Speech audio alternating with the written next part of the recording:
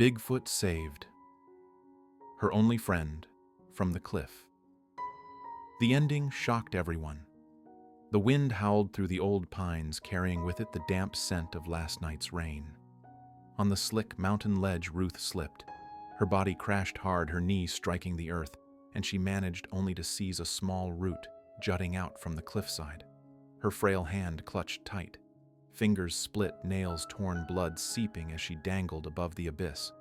Below her, the black void swallowed her scream. Loose stones fell away, echoing into the endless dark, until silence claimed them. Ruth gasped, her breath jagged, stabbing at her chest like knives. Each tremor of soil, each crumbling fragment whispered the same warning: "You are about to disappear." Her eyes widened, sweat mixed with raindrops along her temple, blurring her vision. The root creaked, tiny fibers splitting, a betrayal on the edge of coming apart. In that moment, her whole life rushed before her eyes, the years alone in the cabin, the long nights beside the small fire, and the strange signs in the forest she once thought were tricks of fate. Now she understood, if this was her final moment, solitude itself was the cruelest sentence destiny had given her. Then boom, boom. Heavy footsteps pounded from behind, fast and urgent. The ground shuddered. Dry leaves whirled into the air. Ruth twisted her neck in despair, and through the mist rising from the abyss, a dark shape surged forward. Two deep black eyes flashed.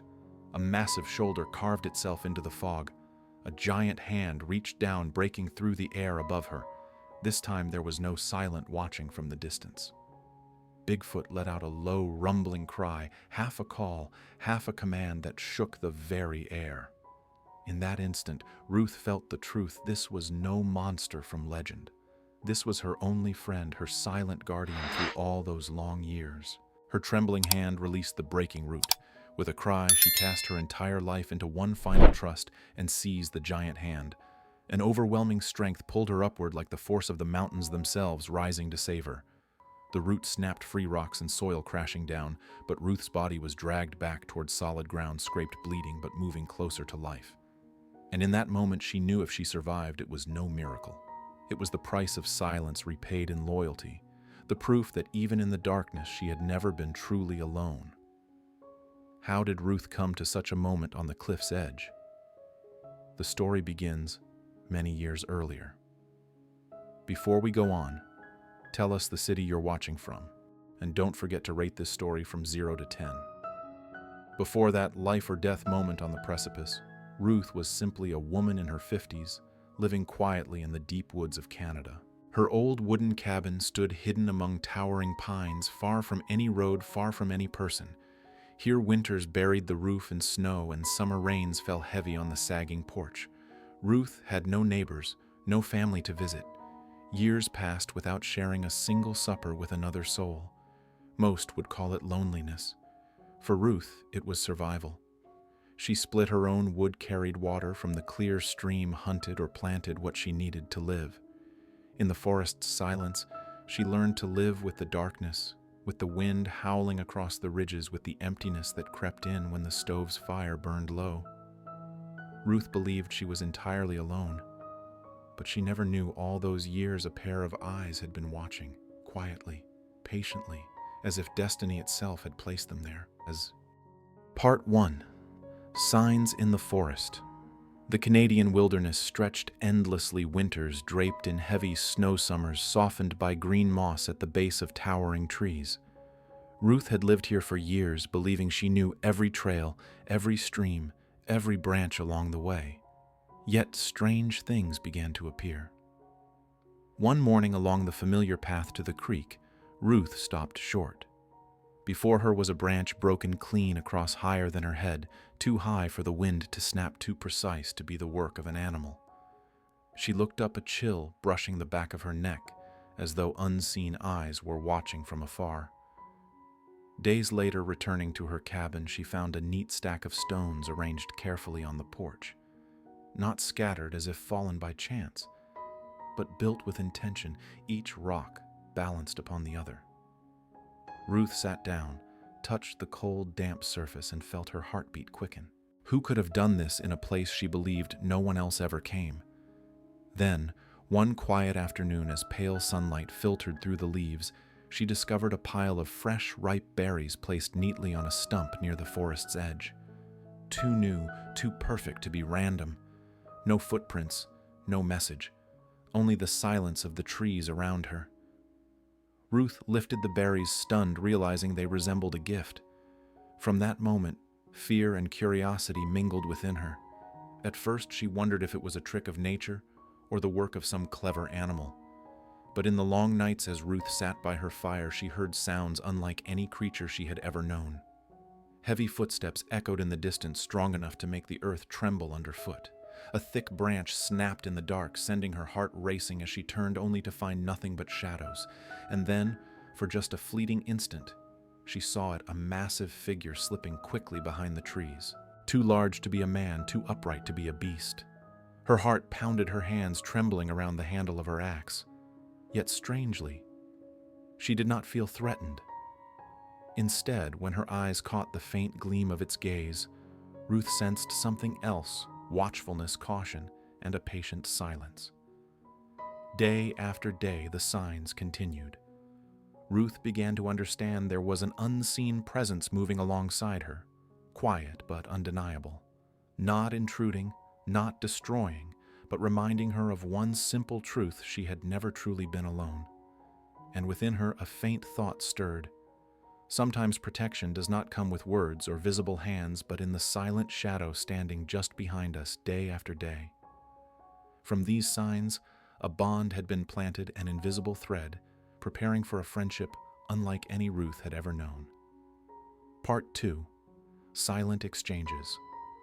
Autumn touched the forest, turning every tree into a blaze of red and gold.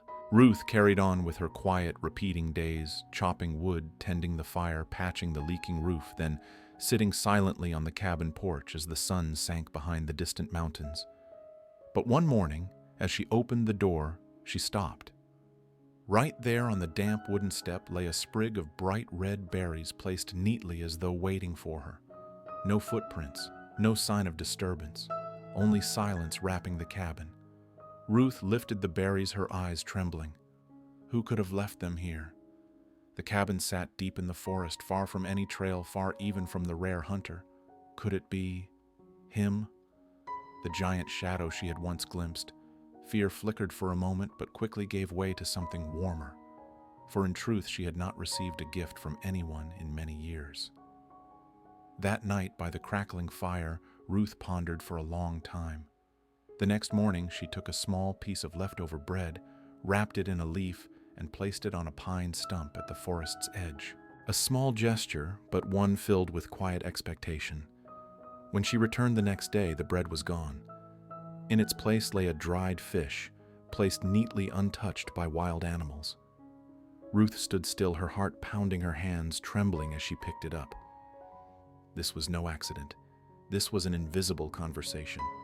From that day, the silent exchanges continued. She set down an apple. By morning, there was a handful of chestnuts. She left a scrap of cloth. By dawn, a large feather gleamed in the sun. One night, she carved a small star into a block of wood and left it on the porch. By morning, a smooth, round stone rested there like a quiet reply. Each time Ruth received one of these gifts, she sat on the porch, turning it gently in her hands as if it were treasure. Not for its value, but because it was proof that here in her solitude a friend was thinking of her. At first Ruth was only surprised, but slowly warmth filled her heart. She cleared a small corner of the porch, treating it like a silent exchange table. Each time she left a gift, she smiled quietly to herself as if sending a greeting. And each time something was left for her in return, she felt as though a voice whispered back, "I am still here." When night fell and only embers glowed in the stove, Ruth often sat by the small window. Beyond it, the forest was dark and thick mist drifting like a veil. And yet she knew somewhere out there a pair of eyes was watching, not threatening, not forcing, simply patiently present. For years, Ruth had believed silence was the cruelest enemy of all. But now, through these hidden exchanges, she realized silence could also be a language of care. Each sprig of berries, each dried fish, each stone spoke the words she could not hear. You are not alone. And with every quiet gesture, An unseen bond was being woven, preparing for the day when Ruth and that creature would no longer remain shadows in each other's lives, but would finally meet in the light of a life or death moment. Part 3. The Edge of Death. One morning after a heavy rain, the forest still dripped with mist. The earth was soft and soggy, the leaves heavy with dew. As usual, Ruth followed the trail leading to the cliff where the valley stretched wide below. She knew the path was dangerous after rain, but its beauty always drew her back. Not far behind, as always, she felt the watchful presence. Bigfoot, the unseen companion she had grown familiar with. He kept his distance, moving quietly like a shadow. Yet instead of fear, Ruth felt comfort. In the deep woods, she was not entirely alone. But today the ground near the cliff had changed. The storm had weakened the soil. As Ruth stepped close to the edge, the earth beneath her feet suddenly gave way. Her body pitched forward, hands clawing, scrambling to hold on. By sheer luck, her fingers caught a small root jutting from the cliffside. She dangled above a bottomless abyss, white fog swirling below. Her breath hitched. Her throat tightened. Ruth trembled, staring down. She knew with one slip she would vanish forever. And in that instant, a thought flashed. Perhaps this is how the forest takes back what it has given. The root groaned. The soil crumbled around her grasp. Her heart pounded wildly, arms aching with sharp pain. Cold sweat traced her face. The solitude she had once accepted now became a death sentence. Then heavy footsteps thundered behind her. The ground shook, dry leaves scattered in the air. Bigfoot charged forward. No more distance, no more hesitation. For the first time, he came not as a shadow, but as a declaration. You are not alone. Ruth looked up. Her eyes met the depths of his. There was no savagery there, no threat. Only urgency, focus, and another kind of fear, the fear of losing her. A massive hand stretched down. Ruth hesitated. That hand was proof of all the silent exchanges, the berries, the fish, the stones now revealed as a lifeline. Friendship is not measured by promises, but by the moment someone refuses to turn away. The thought passed through her mind. With trembling resolve, Ruth let go of the root and grasped the giant hand. In that instant, she placed her life in trust. With staggering strength, Bigfoot pulled her upward. Rocks scraped her knees, dirt clung to her clothes, but with each tug she felt it clearly this was more than muscle. It was the power of an unseen bond. At last, they collapsed together on the damp ground. They lay there, gasping, their breaths mingling. Ruth stared up at the gray sky while Bigfoot crouched beside her, his massive shoulders heaving. In that silence, Ruth understood life sometimes tests you with loneliness only so that in a moment of life and death you will discover you were never truly alone. Part 4. The Secret Revealed. The danger at the cliff's edge had passed, yet Ruth still trembled with fear and wonder. She thought Bigfoot would disappear again, as always, leaving only shadows and faint traces. But this time he did not. Instead, he rose, turned his deep gaze toward the ancient forest, then looked back at Ruth as if inviting her silently. Ruth hesitated. An instinctive fear stirred. She had spent her life keeping distance even from her own pain. But there was something in his eyes that would not let her turn away.